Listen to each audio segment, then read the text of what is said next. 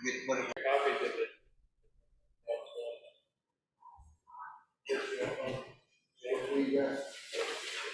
Copies of the agenda.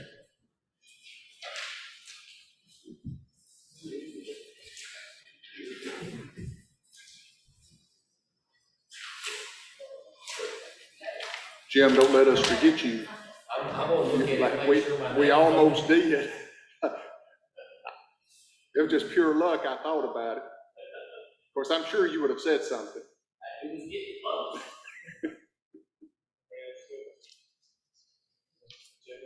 Thomas, y'all need an agenda or anything?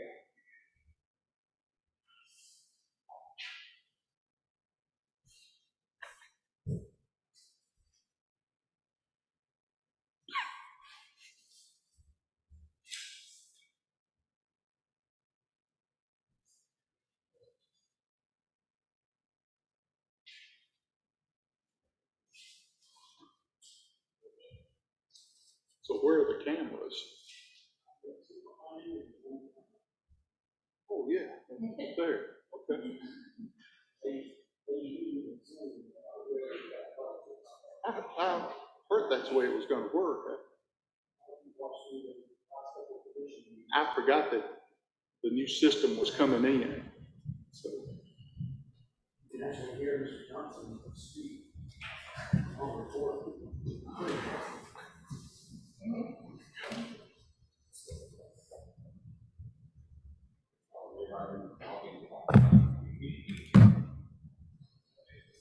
All right, it is 7 o'clock, so we will call this July meeting of the Hartsville-Trousdale County Planning Commission to order.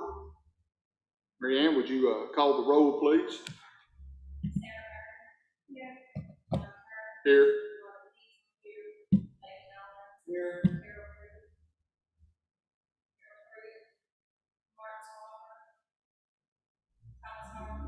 Here. Here.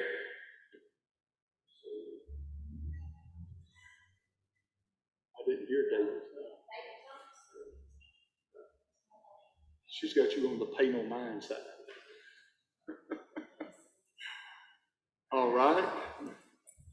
Next on our agenda is the approval of the minutes for June. We did receive a email copy of those. Mary Ann got those out to us, and Rhonda had issued a correction, and I'm sure Mary Ann got that included. So is there anyone else who has noticed any corrections or additions that need to be made to last month's minutes? Hearing none, I would accept a motion to approve last month's minutes. Make a motion to approve the minutes. Motion by Mr. Noller, second. Mr. Harper, to approve the minutes of June 14th. Any discussion? All those in favor, say aye. Aye. Any opposed, say no. It does pass unanimously. All right, next is any changes to the agenda. Are we aware of any additions or?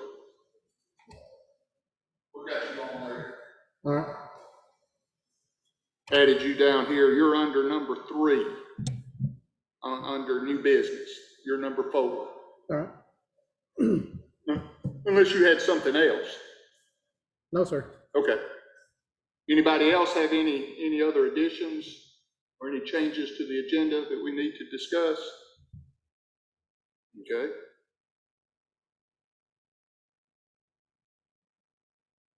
All right, well now, since we have no old business, we'll move into our new business. Item number 1 is a request by Martha Dixon for rezoning approval for 3.37 acres at River Road from A1 to R1. This is in the 10th Civil District to create a buildable lot.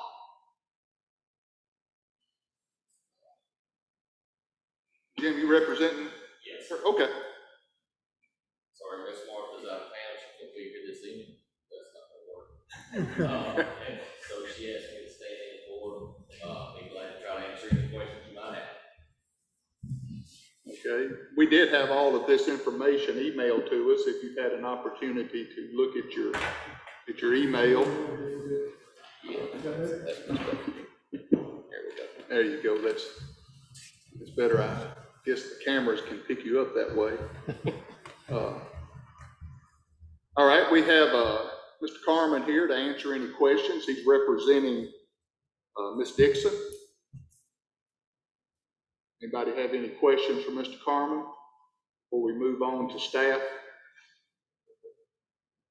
It has here, due to the state making a new road, is that, what that mean? Okay, 141 came through out here as it turns toward Lebanon, the new section, and cut Miss Martha's farm basically in where she owned on both sides of the road. This is a little strip that sits to the east of the 141 right there.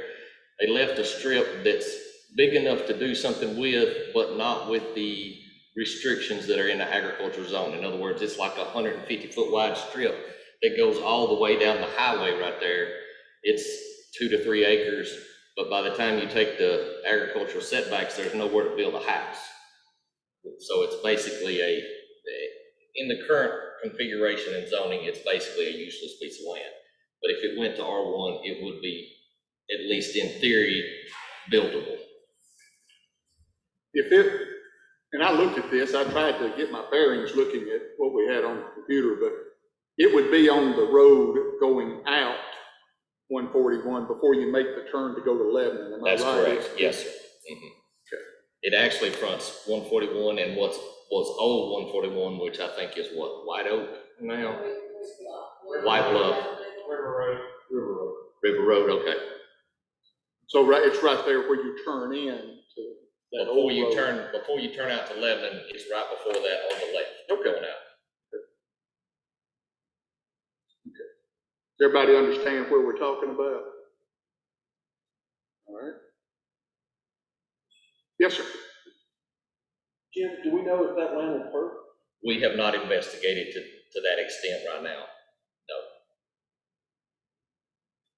So basically what Jim's telling us is that due to the new road being built, a portion of land was cut off, and in order to make it of some value, the owner would like to rezone it from A1 to R1, where they may build a house or may not. But to give it some, I would say, just to give it some value. Just to step in the direction of pursuing it, because if it can't go to R1, you really can't do anything with it. So there's no need of pursuing anything any further.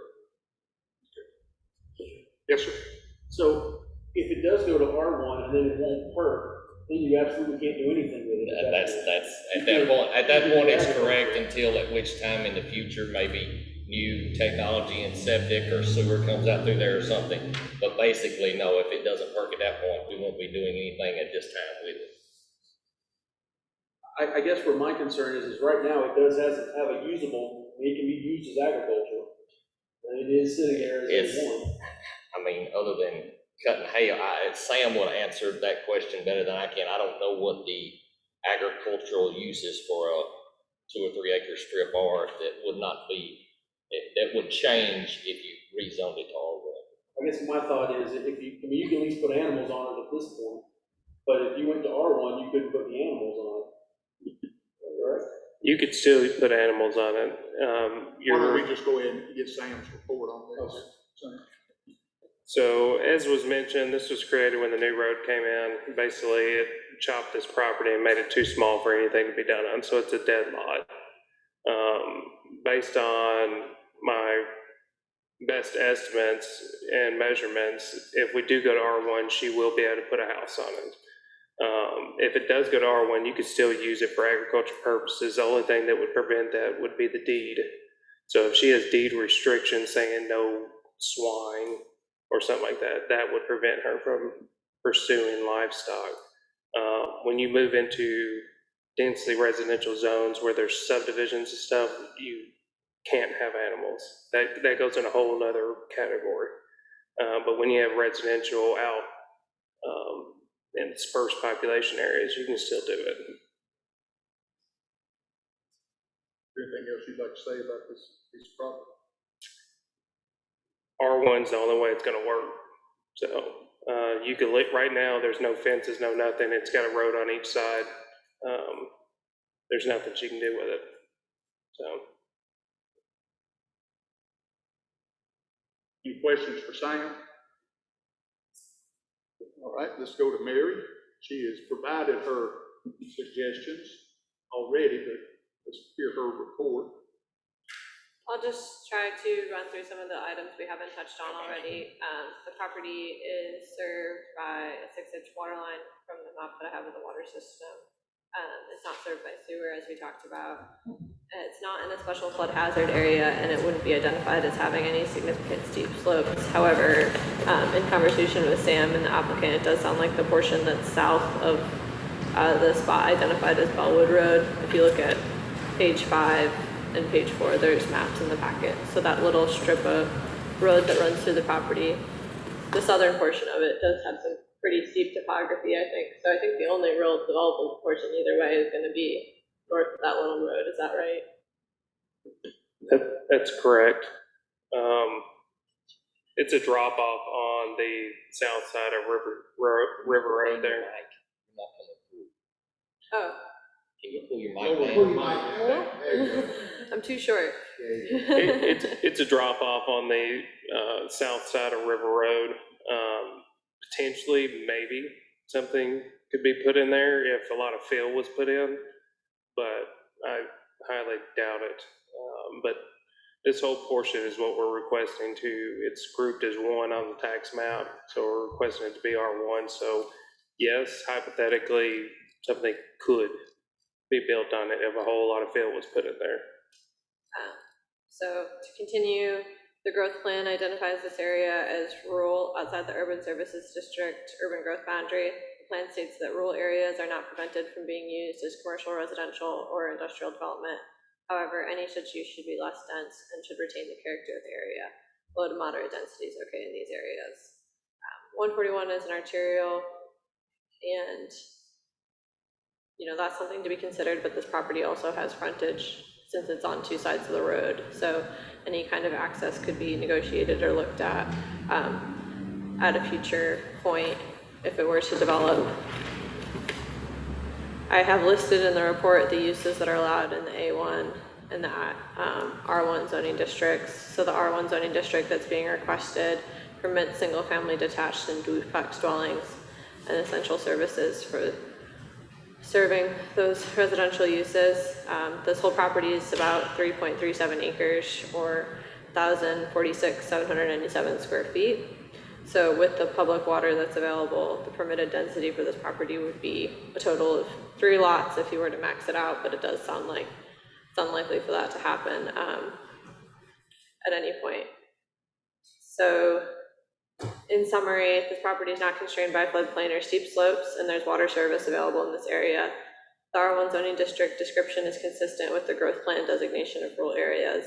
Subject property is in an area characterized by agriculture and residential uses and has an absence of necessary services to develop at a suburban density level, as is described in the R1 zoning district.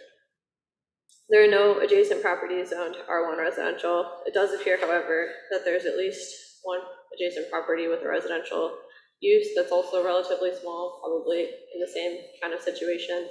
So if the commission was concerned that residential zoning would be inconsistent with the zoning in the surrounding area, perhaps it could be suggested to the property owner to encourage additional residential sized properties in that area to join the request to rezone to R1 as well. Any questions for Mary? Okay. Jim, do you have any other? No, not unless you have more questions. All right, members, do y'all have any questions for Jim or? Go ahead, Mr. Nolan. Make a motion to approve. I have a motion to approve this rezoning from A1 to R1. Do I have a second? Second by Mr. Thomas. Any discussion? Seeing no discussion. All those in favor say aye. Aye. Any opposed say no. It does pass unanimously. Item number 2 is a request by Jim Carmen for rezoning approval for 2.5 acres on Highway 10 from A1 to R1 in the 3rd Civil District for development. Jim? This is basically a 2.5 acre tract that sits in between, Highway 10 currently and Old Highway 10, right there, at the north end of the, county, that I own, that I would, it currently has a single wide mobile home and a bunch of small outbuildings on it that I would like to remove and subdivide the property. This is between Highway 10 and the old Waller farm, and that road that runs up in It's front. right past, if you know where Frank Waller's old farm is, it's right past that where the road forks Okay. and joins Greenwood Hollow down there next to all those other houses that are just north of that. Everybody understand where we're? Yeah. Yours is covered, but you got colorblind, you got blind. All right. So we have a request from Mr. Carmen to rezone property that he himself owns, 2.5 acres. Sounds like he's going to improve the property, or would like to improve the property by removing the existing items that are on, that's on it, and upgrade it. Any questions for Mr. Carmen before we go to Sam and Mary? All right, Sam? Y'all can ask me any questions you want. I think this is an easy decision. It's an upgraded property. There is R1 to the north of it. It's consistent with just continuing that subdivision just further south.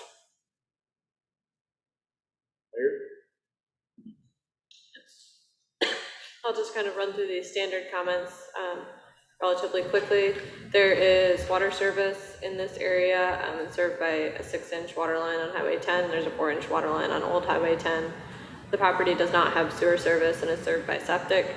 A portion of the property is in a special flood hazard area. There's a 100-year floodplain on the north side of the property along Greenwood Hollow Lane. There's not any significant steep slopes on the property. The growth plan also identifies this area as a rural area outside of the urban services district. Again, the plan states that rural areas are not prevented from being used as commercial, residential, or industrial. However, any such use should be less dense and should retain the character of an area. Highway 10 is an arterial in the major thoroughfare plan. Again, this property is another one that also has a second area of frontage, so creating more driveways onto an arterial is less of a concern and could be reviewed at a platting phase. The uses permitted in R1 that he's requesting to go to, I'll restate, are single family detached as well as duplex dwellings and essential services. The bulk standards for the R1 zoning district would make this property developable with a total of about 2 lots without there being public wastewater. In staff's summary of this, property is constrained in a portion of the area by floodplain on the northern side of the property. There's no steep slopes and there's water service available. There's adjacent subdivision just to the north with the R1 residential zoning existing. That R1 zoning district description is consistent with the growth plan designation of rural areas, and the subject property is in an area that's characterized by agricultural and residential uses and has an absence of the necessary services to develop at a higher suburban density level, as is described in the R1 zoning district.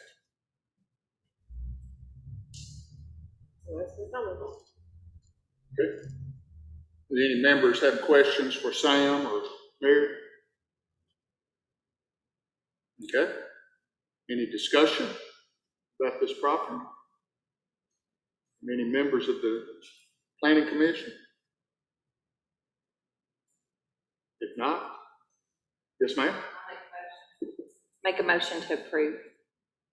Okay, I have a motion by Ms. Baker to approve this rezoning request. Do I have a second?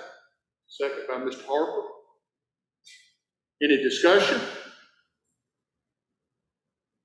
All in favor, please say aye. Aye. Any opposed, say no. It does pass unanimously.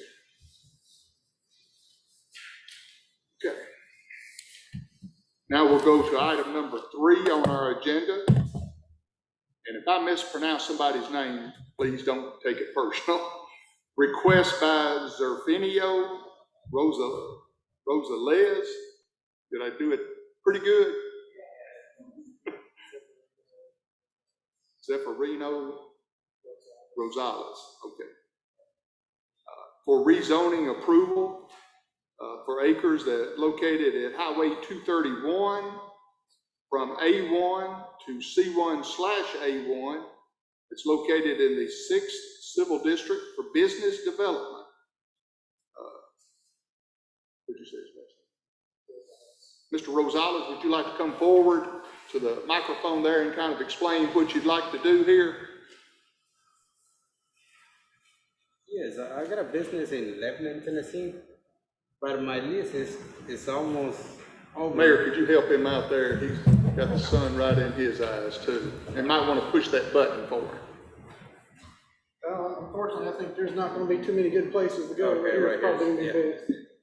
Yeah, it's my lease is fixing to end by the end of the year. So I still got a lot of stuff that I need to sort out, but I need a spot for towing. Yeah, I still got, I got 2 rollbacks. I don't want to eliminate everything until I find another spot. But for right now, this would be real suitable if it goes through for me. Okay. What kind of business is it? Towing business. Towing. Okay. So he owns a towing business. His lease is about to run up, and he's wanting to take a portion of his property and rezone it so he can fence it off and use it for the tow yard. The portion of the property that he will be cutting off, or that's proposed to be cut off, is basically a dead zone. It won't perk for anything. So if it does get rezoned and cut off, if a structure gets put on it, it won't be able to have restrooms because there's no perk sites. So it basically, if we approve this, it will be stuck as either a tow yard or something similar to a non-restroom facility. So basically, his request is just for a tow yard, which would be, in my opinion, consistent of that because you're just parking vehicles in a fence. And storing vehicles that he tows in. Correct. Is that there too? This one. Y'all should have a proposed plat in y'all's packet of the, yeah, right there, the proposed cutoff area. Oh, okay. So it's being cut off as currently owned property.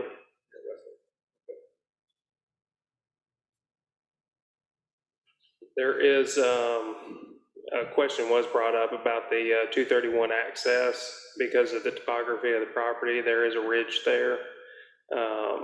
And the concern has been brought up, but that's something that Mr. Rosales is gonna have to,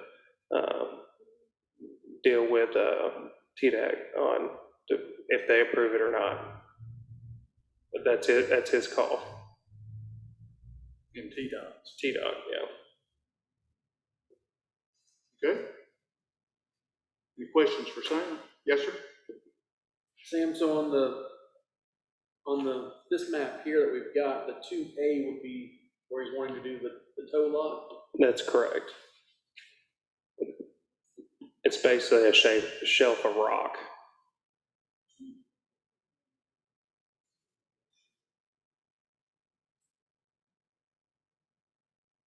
Any other questions for Mr. Edwards? All right, we'll go to Mary then.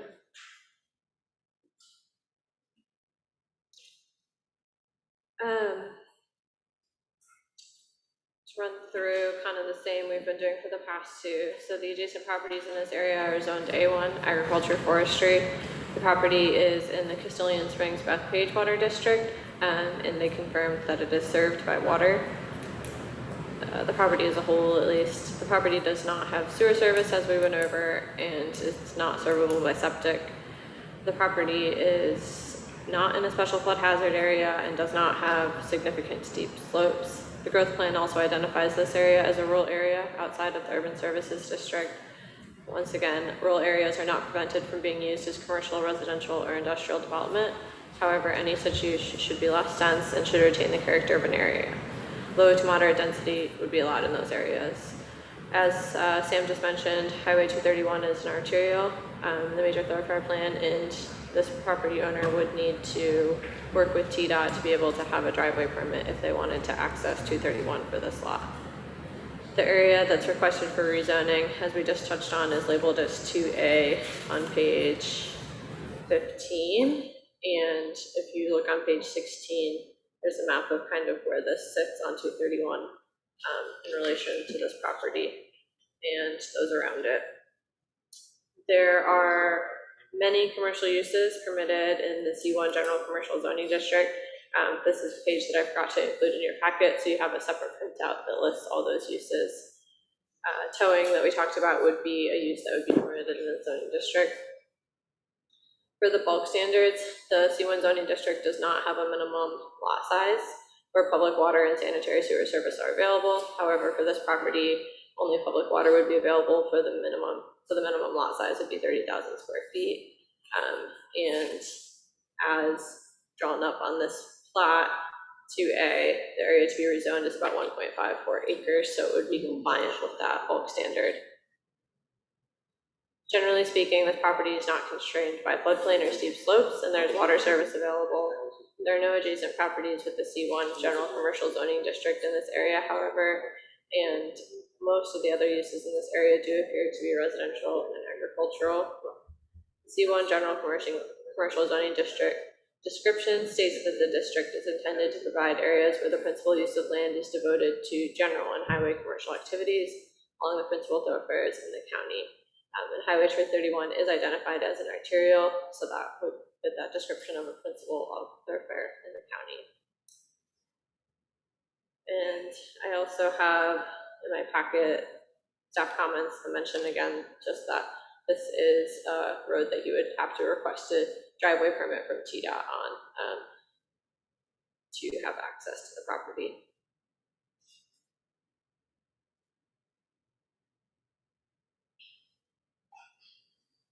Any questions for Mary? And as just a reminder, per our regulations, if this passes, this would be a commercial piece of property. So it, which would then border some residential property. So our regulations requiring fencing and all those things would be in effect here. Sam has made the petitioner aware of this. The property would have to be fenced off all the way around from the surrounding property. You're aware of that, right, sir? Yes. So that's if y'all remember what we passed, it's a 7-foot high fence that's opaque with a vegetation barrier. So any portion of the property that touches a residential property, including his own, will have to have a 7-foot high fence. Which we passed some time ago, actually a few years ago. You probably want that fence anyway, being a good lot. Most of them tend to have those, right, that I've seen. Okay, any questions for Mary? I may have asked that, but I forgot. Any more questions for Sam or?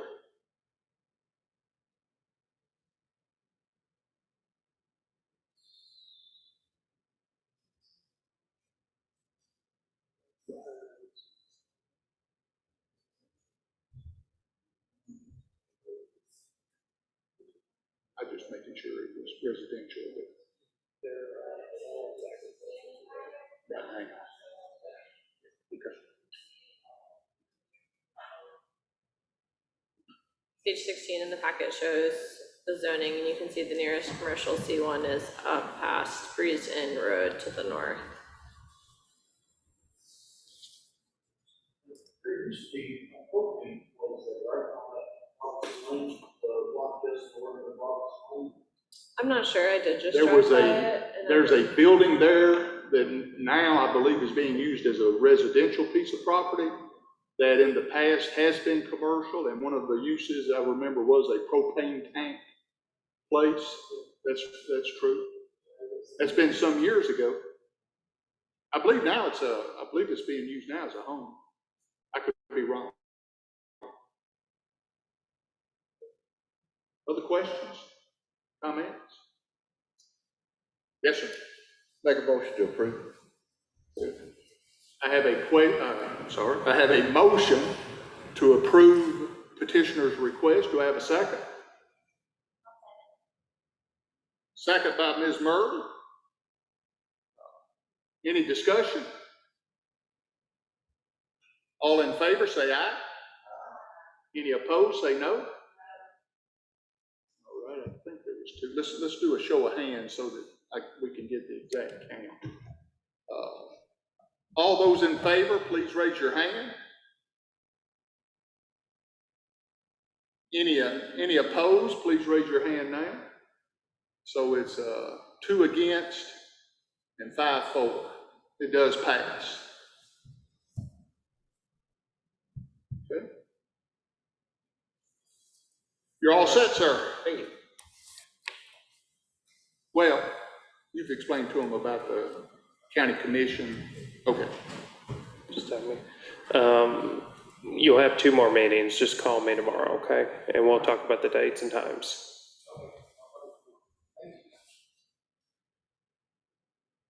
All right, next on our agenda is the mayor. Y'all may have seen his email today about a grant that the county would like to apply for, that we missed out on last year, but maybe we can get this year. Mayor, we'll turn the floor over to you. If it's all right, I'm gonna sit on this side of the bar because I can't move the camera back and forth if I'm over here, so. Sure. Yeah, this is a grant I brought in front of the planning commission last year. It's to do sidewalk improvements from the end of where the streetscape project is here on Main Street to the intersection of McMurray and Broadway. So where the Mexican grilled cheese and Citizens Bank is. We did apply last year, we did not get it. We do have a meeting set up with TDOT and our rural planning organization director that we're gonna meet with them to kind of see where we can improve going forward. On that application, our engineer we had did contract COVID during that time and got very, very sick and wasn't able to work on the application completely. So they've told me there's probably some areas that can be improved just from that side of things. But we are gonna meet with them to see what we can improve going forward. This is a very competitive grant. This is a 90-10 split, so the state will cover 90% of the construction cost and the county will have to cover 10%. They did open up the letter of intent cycle for this on July 6th, so this just opened up very recently. And the date to submit the letter of intent is July 30th. It's very, very short period. We can pretty much just use our letter of intent from last year, so just change some dates and whatnot. The project is pretty much the same. But I wanted to bring it to the planning commission because this is going forward. I did put it in the budget to do some streets, sidewalk planning and whatnot. And of course, I'm gonna bring it in front of the planning commission. That was not done in the past, and so I want to do it as we go forward. We do have an engineering firm. That's the same one that did our application last year, is helping us with that. But yeah, I just wanted to bring it to the commission and see if the commission would be willing to support this project going forward and be able to answer any questions you may have. I know Ms. Murray contacted me for some more information. She wasn't on the planning commission last year, and I sent her some more information on the project. But if anybody else has got any questions, I'll be willing to answer them. Y'all may remember last year, it's a grant to run sidewalks up Broadway. We'll continue to run them up Broadway, which is probably one of the most used corridors in town. Up to the point where you get about where the fire hall is, it's actually going to be a replacement of the existing sidewalks, and then from there, it'll be pretty much new sidewalks going forward, and that's going to be the most costly looking at it. Would it be on the side of the left side going up side of the fire hall, or has that even been thought about yet? I guess engineering would determine that. Yeah, the engineer is going to determine it. They just looking at it right now, that it's already there, so that'd be easier to replace than it is trying to put it on the other side, because the other side of the road is pretty much all driveways, people coming in and out on that side. Just when you get to where Goodyear is, after that, it switches over. Most people walk on that right side, and there's a big wide right of way right there, so it'd probably be on that side. But engineering, we're going to look at it and see which was the best way to do it. But I have seen increased numbers of people walking up and down through there, and there's one area they're walking through people's yards or being out in the road, so. Just like we discussed in our previous sidewalk discussions, the safety factor, and that's key to this idea here. I would think. Questions for the mayor? Comments? I would think it would be good if we put this in our, if we decide to pass it, if it was in our minutes, that way it would show the support of the planning commission officially. Any other discussion? Okay, what y'all's will? Mr. Chairman, Yes, sir. I make a motion to approve this. Motion by Mr. Noller to approve that the planning commission supports this grant application. Is that the way it should be? Yes, sir, be support submitting of the letter of intent and moving forward in the application process. Second by Mr. Harper. Did you get that wording, Mary? All in favor, please say aye. Any opposed, say no. It does pass unanimously. Thank you very much, and I will update, we did put $40,000 in the budget this year to do sidewalk improvements. About $8,000 of that is going to go to engineering and also coming up with a 5-year rehabilitation plan for the downtown area that we can update every year as we go forward. So that should leave about $32,000 for construction. So, and talking to the engineer, they thought we'll probably go a lot more than I originally thought as far as rehabilitating the sidewalks with that $32,000. I talked with Mr. Gully probably a week or so ago. As y'all may know, he's chairman of the committee dealing with our sidewalks proposals, and he was telling me that a lot of the information that that committee was wanting to get in and look at had now come in. I'm not aware that it has met since I talked with him, but he had indicated to me that a lot of what they were waiting on has come in. So hopefully, since he's chairman, he can schedule a meeting for that committee, and we can see what the will of that committee is moving forward on our sidewalks and subdivisions and things like that. Are you aware of any new information on their mayor? Or? No, they haven't scheduled a meeting yet. We also have some other items we're sending to them regarding rewriting our existing codes. They haven't been updated since the county went metro, and there's some things we're going to change. So we're taking that committee to get that done. So, but as of yet, I don't know of a meeting date that's been scheduled. We didn't have just a whole lot of time to talk. We were escorting 100 and something kids to the zoo. So it was just kind of while we were eating lunch there.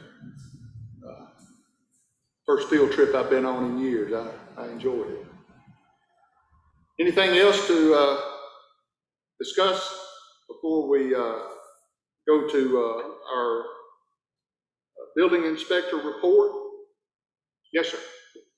Before the meeting, a few of us were discussing the property out at the corner of Sulphur College and 25, noticing the for sale signs there. And the concern that we had, and I think everything's been addressed, I just wanted to get Sam to kind of maybe verify some of this information. We approved that on the fact that they would get the septic run to the property, and knowing that that has not happened. How does that look? Did they do a bond in lieu of, or how is that working now that it's been rezoned? So he does have a bond, and whoever does purchase it, which is what's taken so long, is they are responsible for getting that. I believe Tommy at the water department said that it's a pump system. They are responsible for getting that installed to the county standard, laying the line, getting it up to county line. And once they hook up there, then they will turn it over after Tommy approves it, and it will become county's property. So, but yes, nothing can proceed until that gets installed. And the road, they had to get the road. Remember the road commissioner was at one of our meetings. They had already discussed that with him. And I could be wrong, Sam, correct me. What I heard was these people just bought the property and took it through all of its steps. And then they don't do the developing themselves, they sell it to a developer. And they thought they had it sold to a developer, but that fell through. So now it's for sale again to anyone, I'm sure to any developer that would like to do that, or anyone that may just want to start from scratch. I assume, am I stating that correctly?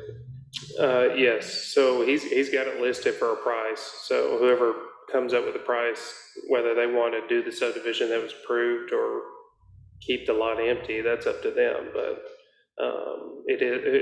he's looking for a developer to buy the entire thing. I guess my personal concern with the situation is they put the bond down and we approved the rezoning in good faith that it was going to be a subdivision. And I can't remember off the top of my head what it was. That was rezoned to R2, correct? I think it's R1. Was it R1? Okay, so with it being R1, I thought it was because of the lot size it was R2. I could be wrong. I remember the Carmen one up there by the body shop was R2, but I thought that one was R1. But I could be wrong.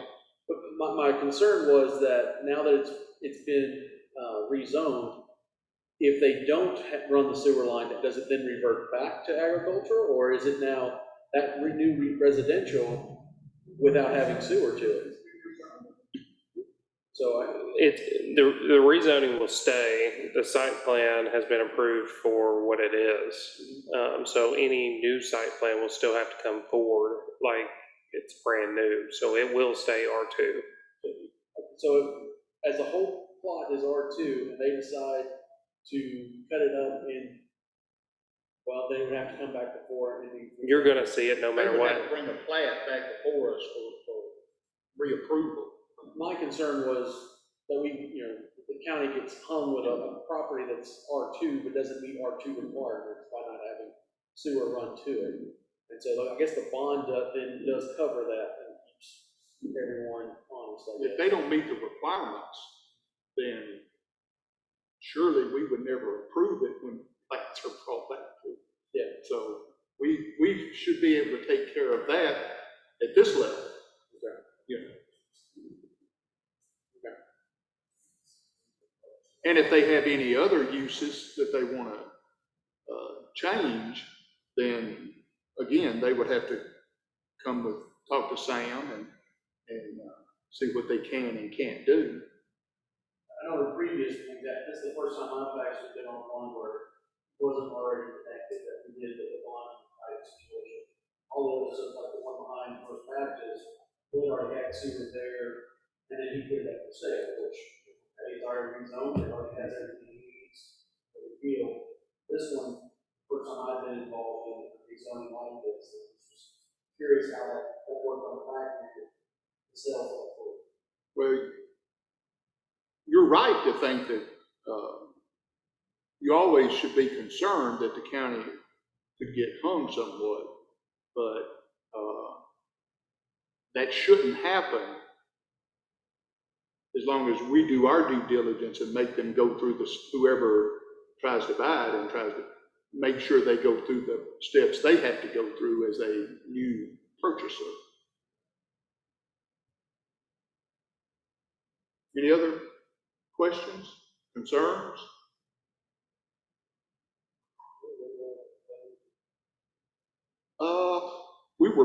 We were meeting over in the community center. I don't mean where, I'm just trying to, no, I don't remember the month. I just know that we were meeting over there. I think Mary's looking now, but the zoning map, which we just updated, is shown as R1.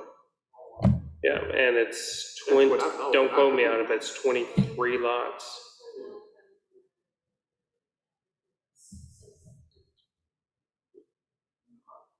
You know, with the sewage, they could go to R1, which is even better for zoning than R2 for that. And what they want. Just to add, I would say the main reason we rezoned it was because somebody was coming in to request a rezoning from agriculture to residential, And there's R2 already across the street in 2 different locations, as well as commercial. And then there's R1 on their side of the street. So it's been really hard to say no without a very good reason. Yeah. And like I said, my concern wasn't the rezoning, it was rezoning it without having the septic already in place. This is the first time I've been on one as far as doing the bonding, and I don't have the education on the bonding side of things to, how that works. So the site plan, to get the houses as dense as he's wanting to get them in there, he will require to have that sewer. If they don't get that installed, then we'll have to see an entirely new site plan, which would enlarge all the lots, and you'd go from 23 to hypothetically 14. Or you just put one house on there, so it's. Or you could just put one house on there, yeah.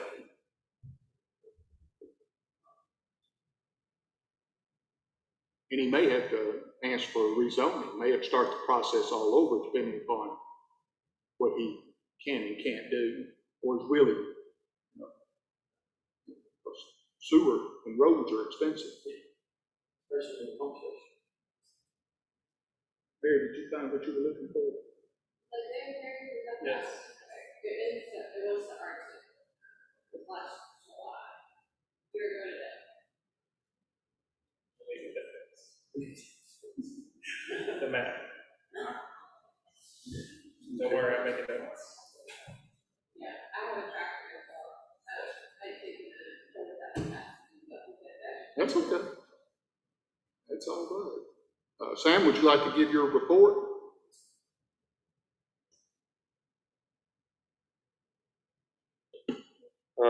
Building hasn't slowed down. I don't know what to tell you. I did hear again, I guess everybody's high hopes, but they said the lumber's gonna come down in November. But they've already said that 2 times already, so. Can't go much higher. They said November, my best estimate, January. But right now, some new products are being used that have never been used, like in the state of Tennessee. And they are allowed, but the funny thing is they're more expensive products than the products that we use, and like a sheet of plywood is now more expensive than the more advanced lumber that's being offered. So you're seeing this green board that's going up, the zip board. That's a new product that's being pushed out that used to be extremely expensive.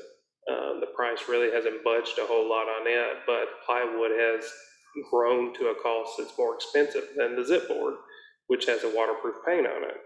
So people are starting to use the zip board.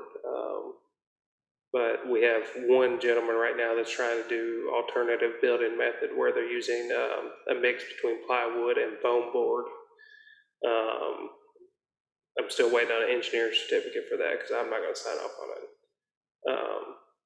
But there's alternative building methods that people are trying to do to cut cost.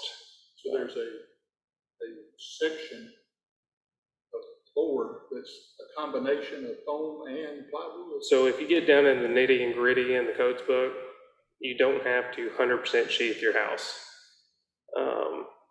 You can leave voids. As long as you get all the racking points to cover your wind loads, your earthquake loads, all that stuff. You don't have to 100% sheath your house. You just have to waterproof it. Don't ever let me buy one of them. Okay. So in this particular case, he's using plywood on his racking points, and it's a lot of headache to get away with it because you have to do specific nail patterns with specific nails, and you're talking like a nail every 2 inches to get it to meet code. And then you were able to fill the voids with foam board, and then you put your water barrier over top of that, and then you do little strips of wood that you can mount your siding to. How does that affect I guess you still have 2x4s to do your electrical and all that? Yeah, everything stays the same. It's just you're saving you're saving right now at this point, you're saving roughly $35 a sheet, maybe more. So the process that I had seen, and I actually watched a video of it, it was almost like a sandwich of particle board and then almost a foot of foam and then another piece of particle board actually adhered to each other. And it's stacked almost like Legos on top. And they were using boards to cap the ends and actually gluing it to the foam and doing it that way. So that's a whole nother method. Yeah. This method that's getting, I'm not gonna point fingers at people, but this method that's being used is traditional house. You see a sheet of plywood and you gotta have your full 4 foot by 8 foot sheets on each corner. And then you'll have, depending on the shape of the house, you'll have foam board, and then you'll have several foam boards. And when you get to the other corner, depending on the length of the wall, there's a lot of mat that goes in it. You'll have another 4 foot by 8 foot sheet of plywood to keep the house from racking side to side. So Is the code book keeping up with all that? it's all in there. Foam board's not mentioned, that's why I'm requiring to get an engineer letter. There are other materials that are mentioned that are similar. But because it's not specifically mentioned, I go by the letter, and if it doesn't say it, you're not doing it.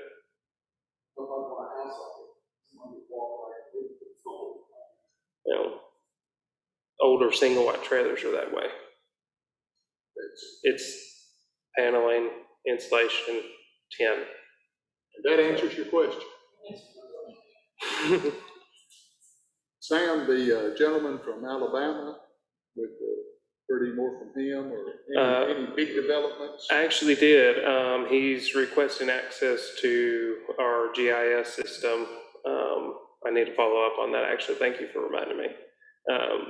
But he's requesting access to our GIS system so that he can more thoroughly look at the properties around here.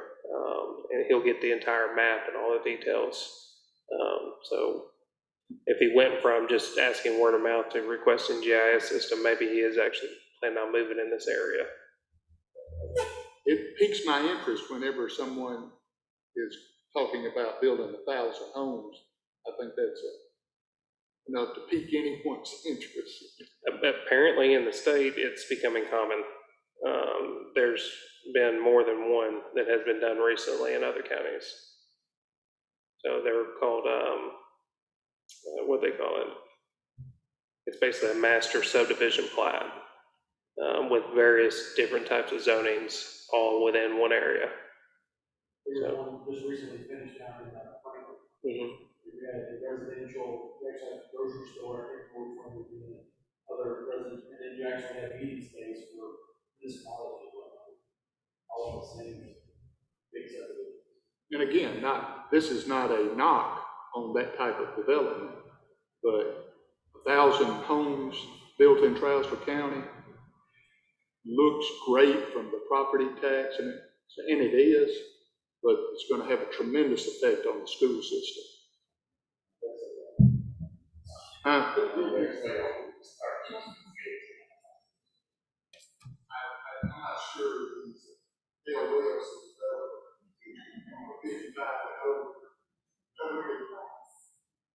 At one point, there was, back in Cascade Springs, back in one of the bids there was 1,000 acres that was purchased by Florida. We were going to do that. Gallatin approved the Burger to go in that area, and 2008 hit. I was wondering at what point that was something like that was going to happen between here and Cascade. We've had this suggested here before. If you remember down on 231 behind Antioch Church of Christ, go back that road. Years ago, there was a developer going to go back there and build several hundred homes. And this is like 20 years ago or more. So, talk is cheap, till they start moving some dirt, But again, it does pique your interest. It will be interesting to see if they follow through, if they come this way. We do have several areas that would fulfill his needs. He would have to talk to more than one individual, like two of the areas. He would just have to talk to 3 people and convince them to sell him their property. But 3 people, I mean, to get the acreage that he wants, that's not bad. We do have an area up here on Windy Acres that if the new road goes in anytime soon, with the bridge, it's with another small bridge like they've done in Gallatin that goes over into their subdivisions, across creeks and stuff. Up there at Windy Acres, there's 300 acres sitting there. It's just farmland. And that would be, it's already zoned for industrial, but it would also be a good subdivision. So, but the best areas that I've found are out towards the nuclear plant where there's larger farms. And with those larger farms, there's already sewer on the main road.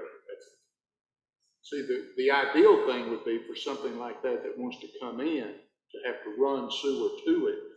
And then you've extended your sewer lines out to it, which makes all the other in between, because sewer is the key to growth.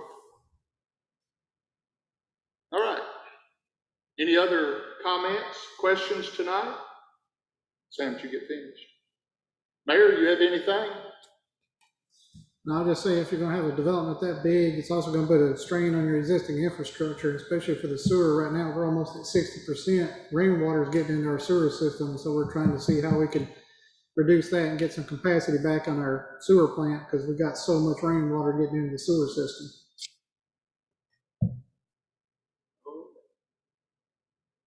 No questions or comments? I would entertain a motion to adjourn. Motion by Mr. Nall. Do I have a second? We are adjourned. Just pick somebody.